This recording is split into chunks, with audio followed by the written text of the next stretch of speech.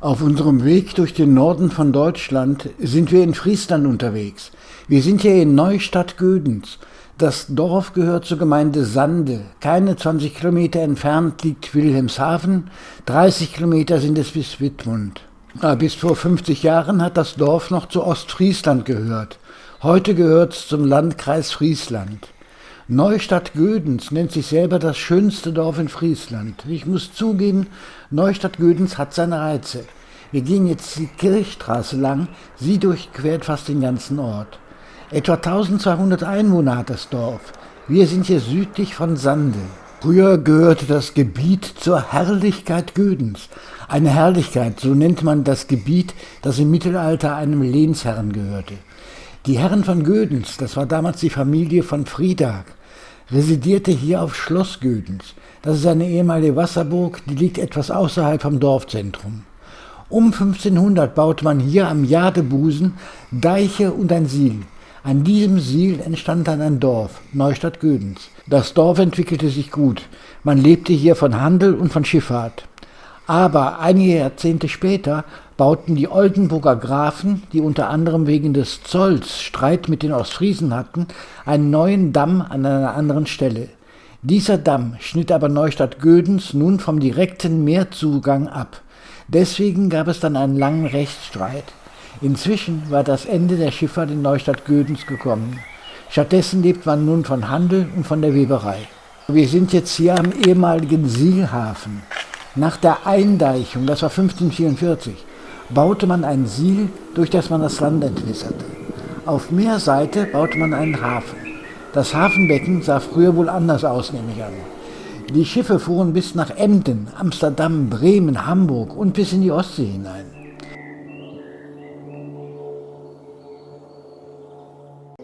Hier am alten Hafen steht das Waagehaus. Das diente zum Wiegen sämtlicher Waren. Die Gebühren waren für die Herren von Gödens bestimmt.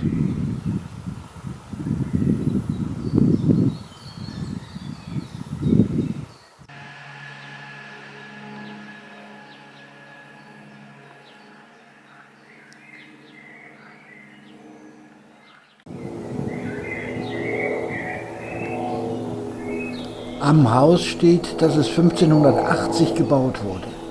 Da oben in der Mitte, das ist ein Familienwappen. Das ist das Wappen von Franz Iko von Friedag.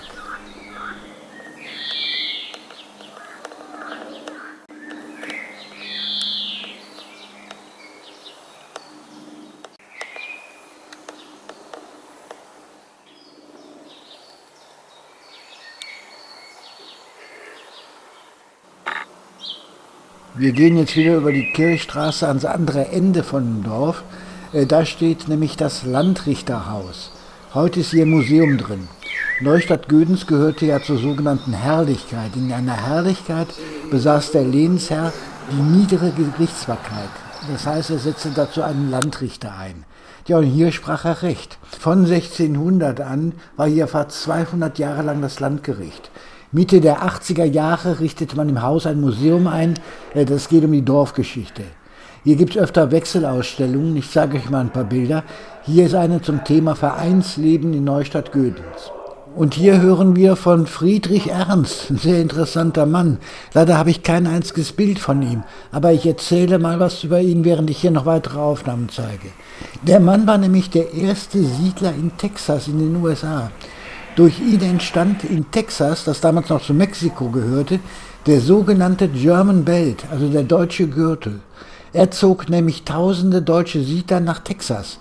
Man nennt ihn heute den Vater der deutschen Einwanderung. 1796 wurde er auf Burg Gödens geboren. Er war der Sohn eines Angestellten. Damals hieß er noch Christian Friedrich Dirks. Er wurde dann Soldat in Oldenburg, später Angestellter bei der Post.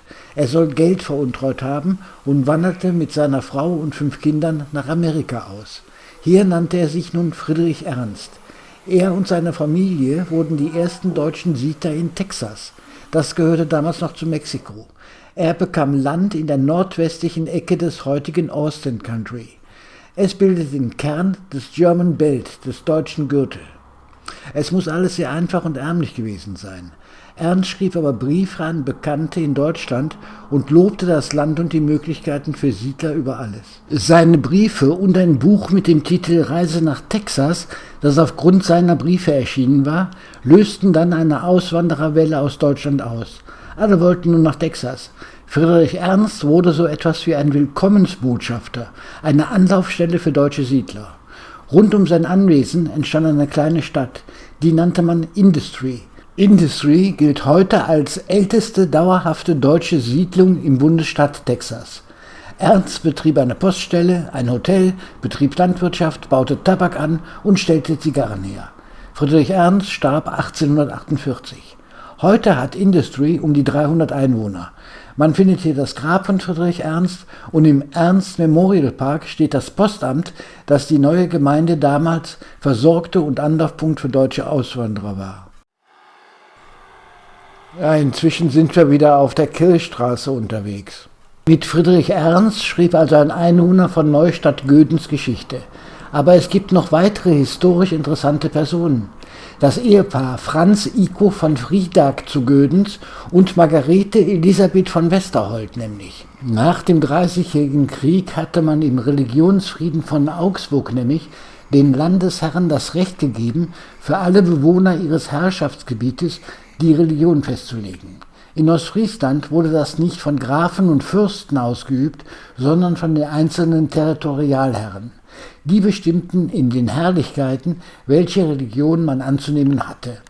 In Gödens war das Franz Iko von Friedag. Und der war reformiert. Der machte für die Zeit etwas Ungeheuerliches. Er heiratete Margarete Elisabeth von Westerhold aus dem Gelderland. Eine strenggläubige Katholikin. Nicht nur das, er erlaubte seiner Frau, ihren Glauben auszuüben. Sie erhielt eine Kapelle im Schloss und ein katholischer Pater des Jesuitenordens durfte im Schloss Messen lesen. Und er selbst, er konvertierte zum katholischen Glauben. Ungeheuerlich. 9 Kinder hatte das Paar. Sie wurden alle katholisch erzogen. 2 Söhne wurden Jesuitenpatres. Der älteste Sohn, Harro Burkhardt, wurde Schlossherr auf Gödens, als sein Vater mit noch nicht mal 50 Jahren starb. Er führte für sein Herrschaftsgebiet die Religionsfreiheit ein. Man ließ also andere Glaubensrichtungen in Gödens zu. Das führte zum wirtschaftlichen Aufschwung, denn es zogen nun Handwerker und Kaufleute ins Dorf. In der Folgezeit zogen Bewohner anderer Konfessionen in den Ort. Der hatte damals 800 Einwohner. Innerhalb von nur 50 Jahren entstanden 5 Gotteshäuser in Neustadt-Gödens. Für die damalige Zeit unvorstellbar. Hier lebten nebeneinander Lutheraner, Reformierte, Mennoniten, Katholiken und Juden. Die ersten waren die Mennoniten. Das waren Anhänger der damals verfolgten Täuferbewegung. Sie kamen aus den Niederlanden, später aus Emden und Leer. Sie waren Deicharbeiter, später dann Leinenweber. Neustadt-Gödens wurde zur damals größten Mennonitensiedlung in Ostfriesland. Ab 1709 besaßen sie ein eigenes Bethaus und 30 Jahre später eine eigene Kirche. Bis 1865 wurde der schlichte Bau von den Mennoniten genutzt, heute ist das ein Café. Die Lutheraner kamen aus dem Jeverland und Oldenburg. Ende des 17. Jahrhunderts stellten sie über die Hälfte der Einwohner von Neustadt-Gödens. Die lutherische Kirche wurde 1695 gebaut. Die Lutheraner eine Kirche bauen zu lassen, verstieß gegen den Augsburger Religionsfrieden und war politisch ein Wagnis.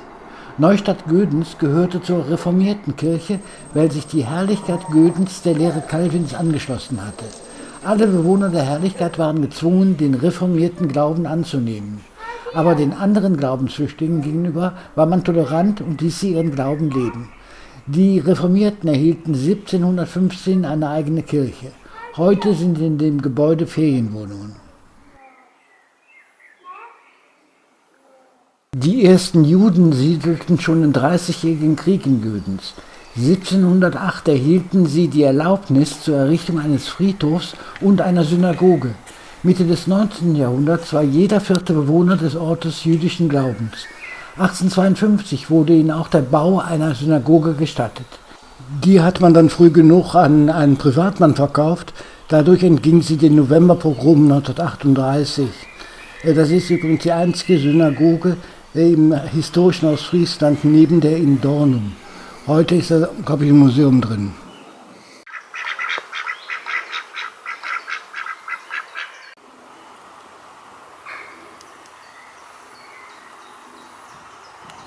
Und das ist die katholische Kirche St. Joseph, 1715 gebaut.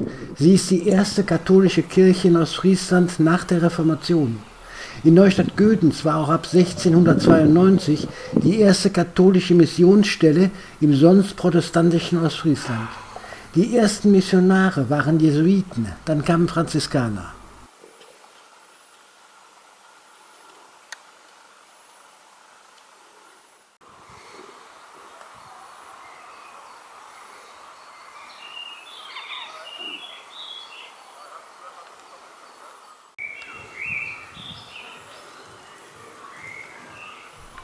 Interessant ist es auch in Neustadt-Gödens, die Kirchstraße lang zu gehen und sich mal die Häuser anzugucken.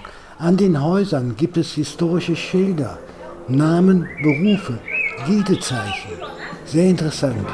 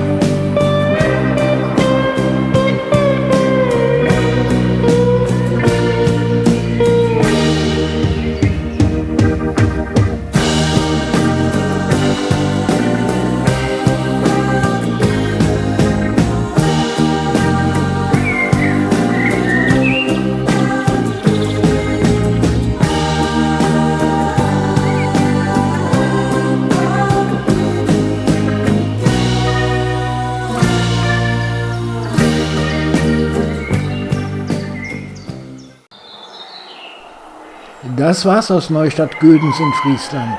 Uns hat es hier gefallen. Lohnt sich. Nicht nur wegen der Geschichte von dem Dorf, sondern auch wegen der Straßen und Häuser und der Atmosphäre. Ich hoffe, euch hat das Video gefallen. Würde mich freuen. Hier endet dieses Video. In diesem Sinn, tschüss.